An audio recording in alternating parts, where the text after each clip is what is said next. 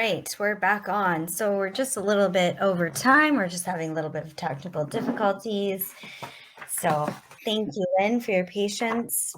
And we'll just do a short introduction here. So welcome, Lynn. Lynn is a family member with lived experience, is one of our directors on our board.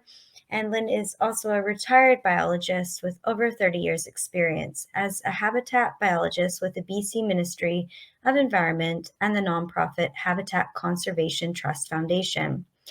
To help a family member with BPD, she began attending the BPD Society of BC support group in Victoria in 2016.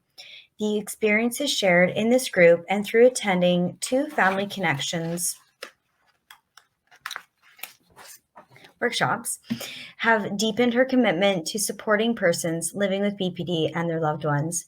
She joined the board of the society in 2019. Lynn is currently active in the First Unitarian Church Victoria. She has told her family's story of living with BPD as well as information on what BPD is and what it is not to congregations in Victoria, Nanaimo, and New Westminster. So welcome, Lynn. Thank you. Yeah, and I'll turn it over to you to share your story with us today. Great, thank you. Well, I grew up in a loving family that shared a particular trait, a quiet acceptance of what life sent our way. And life really didn't send us any grave mishaps or challenging events our way. We were easygoing, go with the flow kind of people.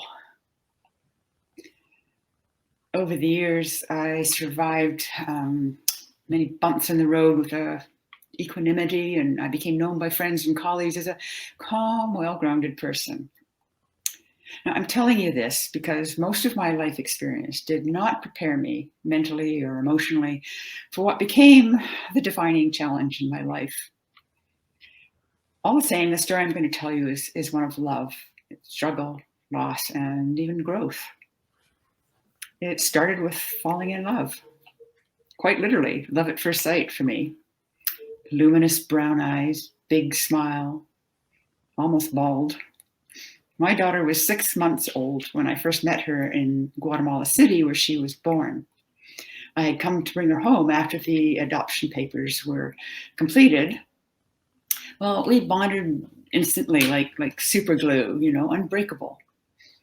And Sophie was a happy child, uninhibited, loving, mischievous, adoring her big sister, and always happy to be with Mom. Those years were a treasure to me, and still are. Sure, there were temper tantrums and emotionally intense moments, but I just accepted these were all part of the package that was Sophie. So, what happened? How did my bright, happy child become a 14-year-old spun out of control, suffering extreme emotions, increasing anxiety, depression, and engaging in self-harm? My daughter's behavior was puzzling and very worrisome to me. She disappeared for 24 hours at a time, befriended people with unhealthy, even dangerous lifestyles, and confessed to crime she didn't even commit. All this in fraught attempts to make or keep friends.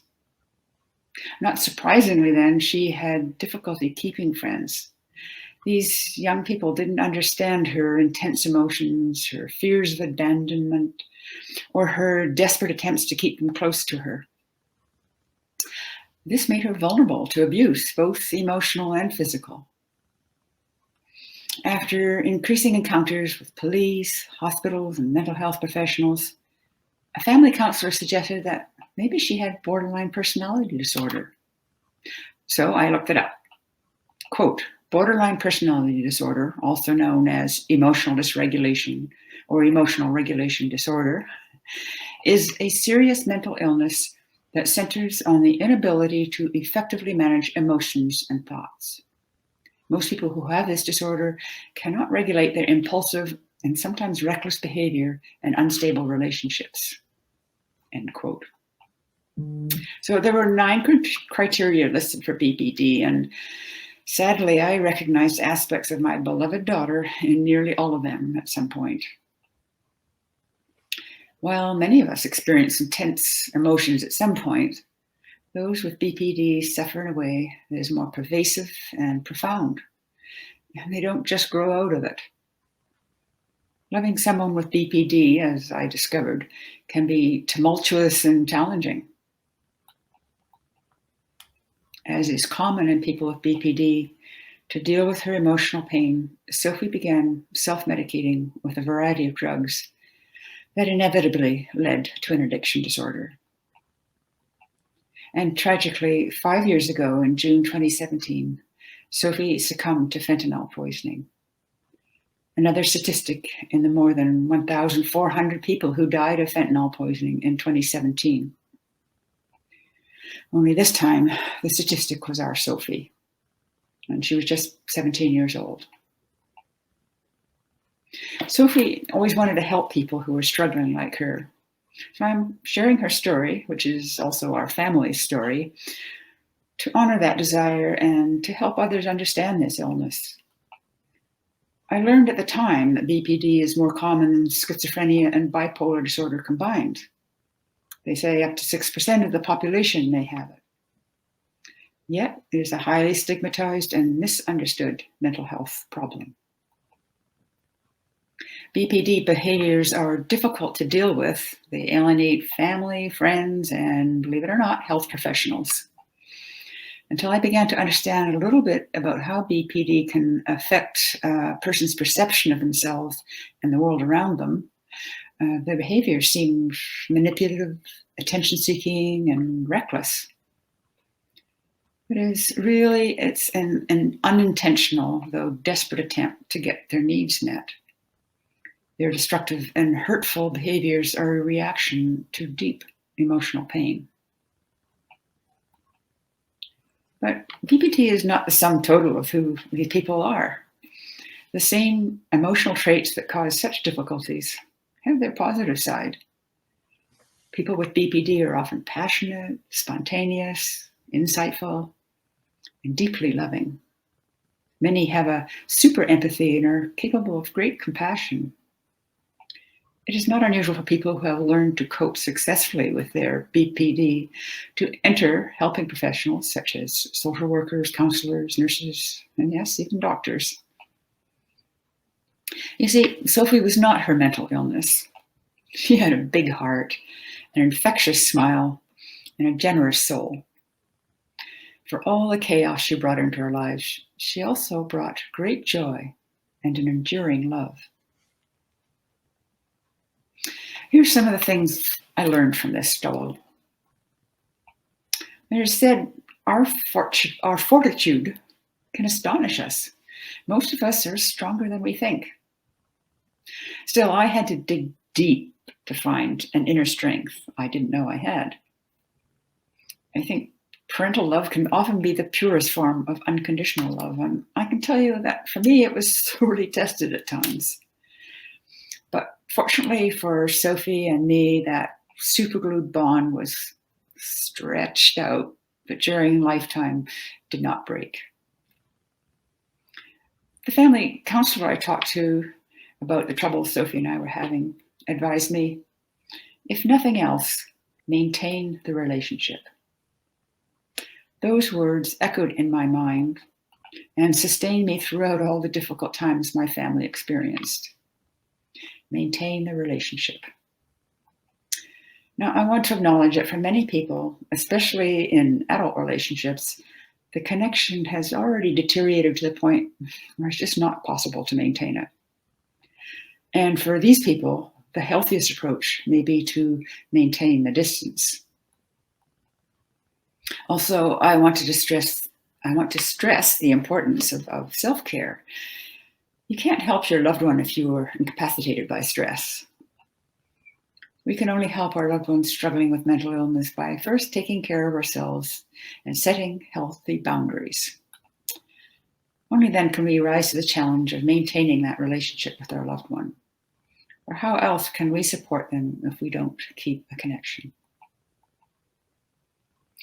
When, after several years, I discovered the Borderline Personality Disorder Society of BC, it was a breakthrough for me. The society has a peer support group here in Victoria for people with BPD and their loved ones.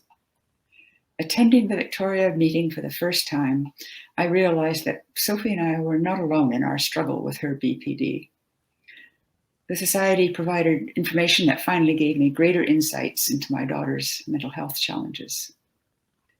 The Society also offered me an opportunity to participate in the Family Connections program, which, as Bailey just described, is a group that provides education, skills, training, and support for people who are in a relationship with someone who has emotional dysregulation or related problems. And fortunately, it is free of charge to participants, which makes it more widely available to everybody. Through these programs, I discovered that BPD can be treated successfully through an intense therapy called dialectical behavior therapy, or DBT. DBT builds on traditional behavior therapy by including a layer of what some people think of as spiritual teachings, including mindfulness, acceptance, and non-judgment. These practices not only help the person with BPD to learn to regulate their emotions, but are also essential for family and friends to support their loved one. And incidentally, I believe these practices can help us in all our relationships. So how was I able to maintain a relationship that was so fraught with emotional and behavioral minefields? Some of the components of dialectical behavior therapy helped me with this: validation, radical acceptance, benign interpretation, compassion.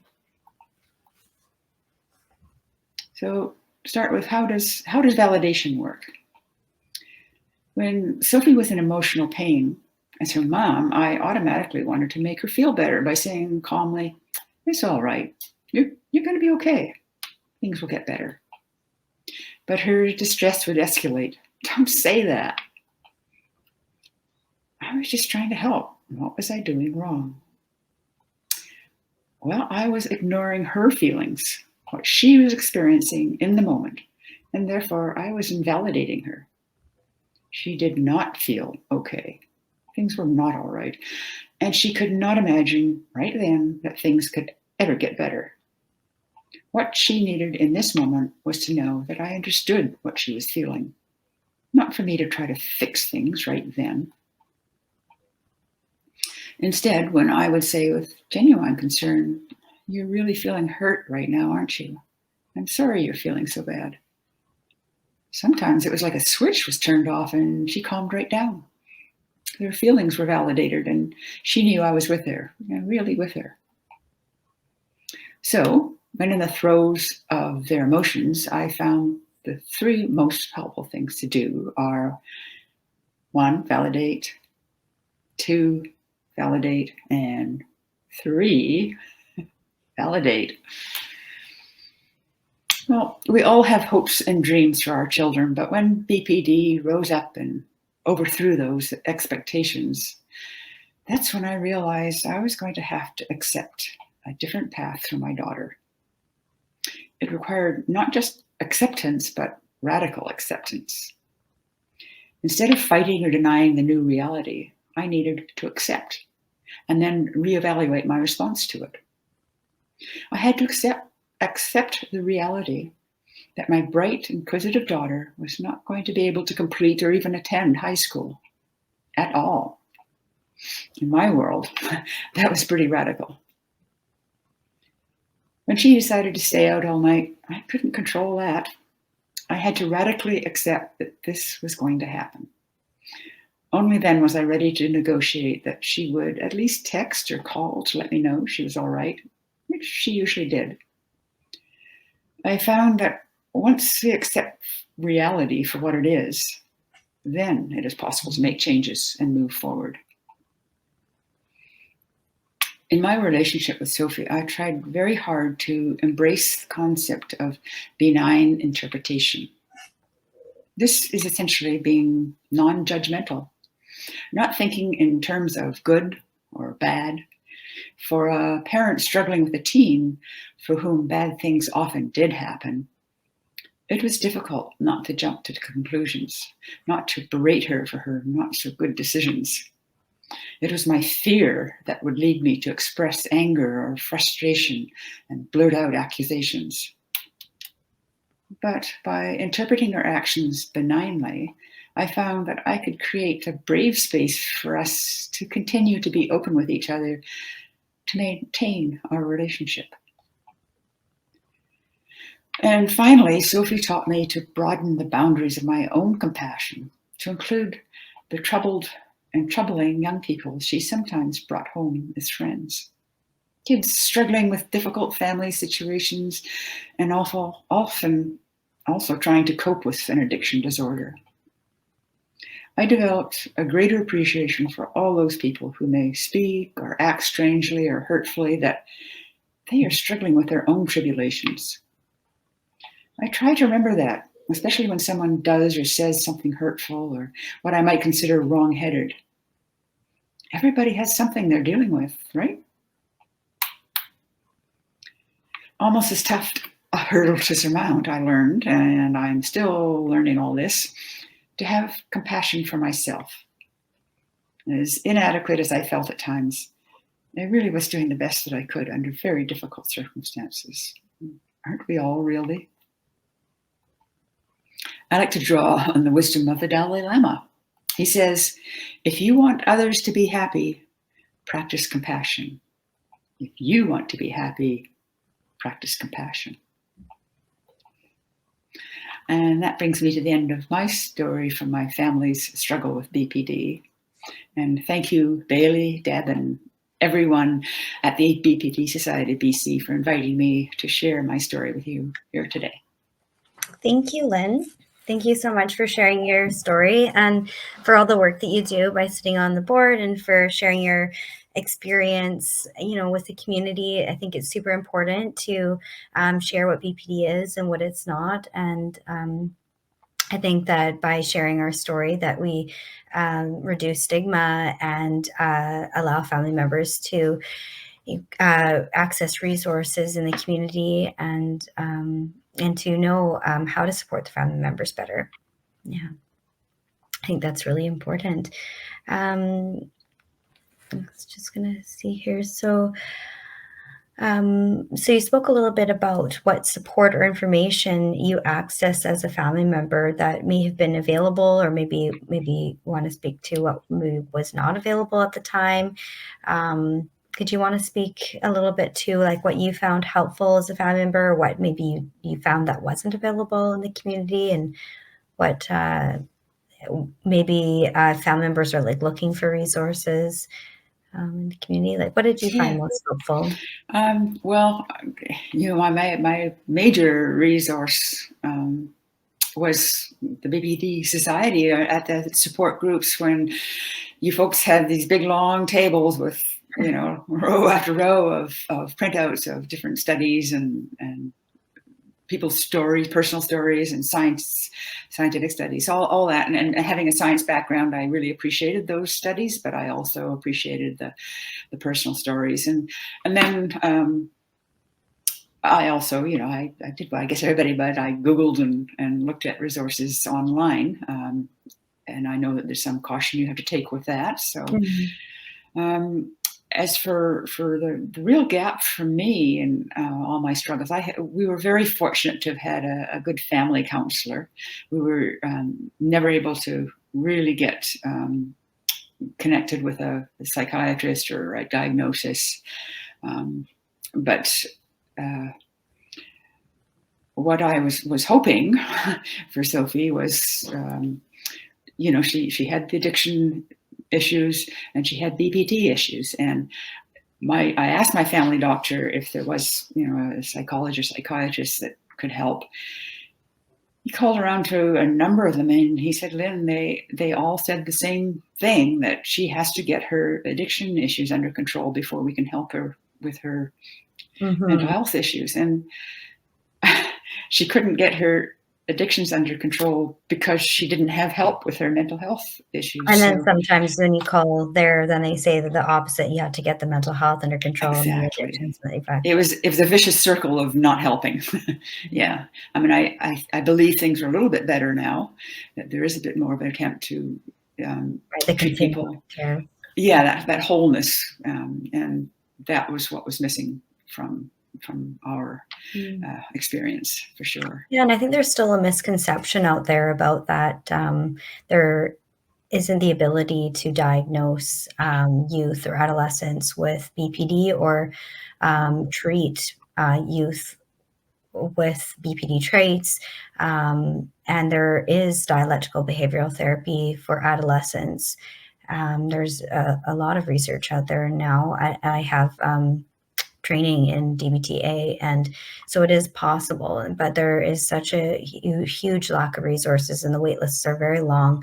And most folks have to go over to Vancouver for it, if not all.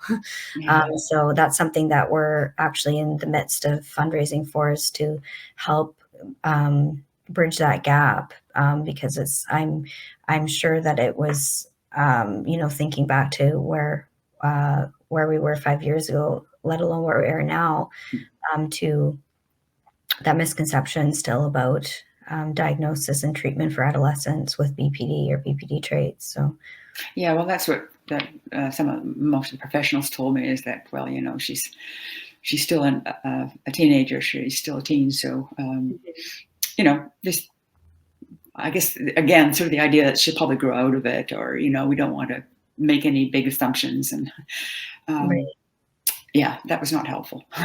Yeah, and I think that's part of the awareness, is letting people know that's not helpful for family members. Like, yeah.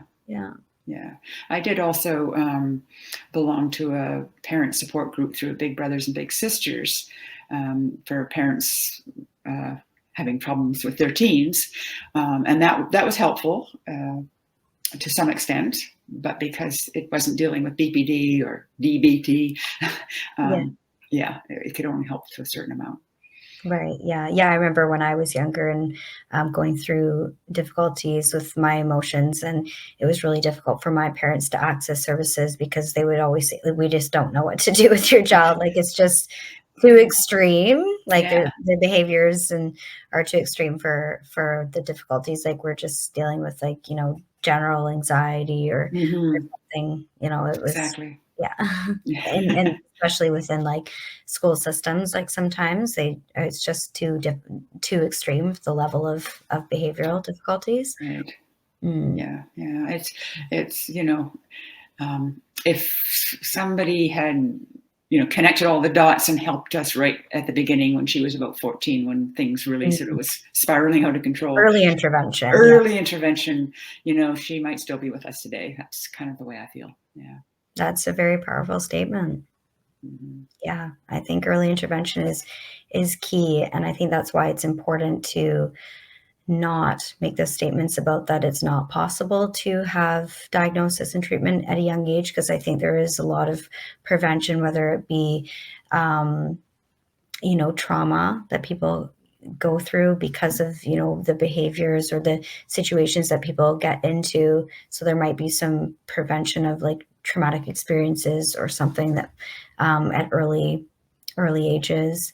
And so I think that is really key, is the early intervention. And even if it's the treatment of DBT, because there's such a variety of diagnoses or experiences that can be treated regardless of diagnosis. Mm-hmm. So just even getting access to the DBT services can be really helpful. That's right. Yeah, we don't have to have an actual diagnosis. Teens are known to deal with emotional. And suicidal ideation and the substance use disorders, and that can help regardless of what the diagnosis is. So that makes a lot of sense. Okay. We've spoken on an array of topics. Just before we end, is there anything else that you would like a family member to know that's maybe new to this journey or struggling? There's so much we've already spoken about, but just maybe if there's anything left on your heart that you'd like to say. Well, I guess don't be too hard on yourself. I mean, that was, I felt like a failure a lot of times because I couldn't seem to get help for Sophie. And, with time and looking back and having more self-compassion, I think I think that's an important first step is to realize that there's no perfect answer, and you just got to hang in there. Having that self-compassion, self-validation is really important too, and self-care, like you were talking about. Like if we can't be our own advocates and take care of ourselves, and it's really hard to be an advocate for our loved ones. Yeah, great. Okay, well, thank you. Thank you so much for your time and for sharing your story. I know that takes a lot of courage. Yeah. Well, thank you for the opportunity. Yeah, and I really like your orchid. Yes, so do I. Thank you for having that, our symbol of our organization. So in case anyone doesn't know, our symbol for organization is an orchid, and I got that idea from because orchids are deemed to be a difficult flower to grow, as people with BPD are deemed as very difficult folks to deal with, and but with the right environment, they can bloom beautifully. So just like an orchid. So that's why we have the orchid. If anyone didn't know that's why we have it, and teal is the color of healing. So yeah. Great. Thank you so much, Lynn, and I hope you have a good rest of your day. Okay. Okay. Take care. Bye-bye. And we'll be back again shortly here at 3:30 with Dr. Blaise Aguirre, and he'll be talking on stigma and BPD. And if anyone wants any more information or to donate, the information is down below, and it's at the bpdbc.ca on our website. Yeah, and thank you again, Lynn. Bye-bye. Bye.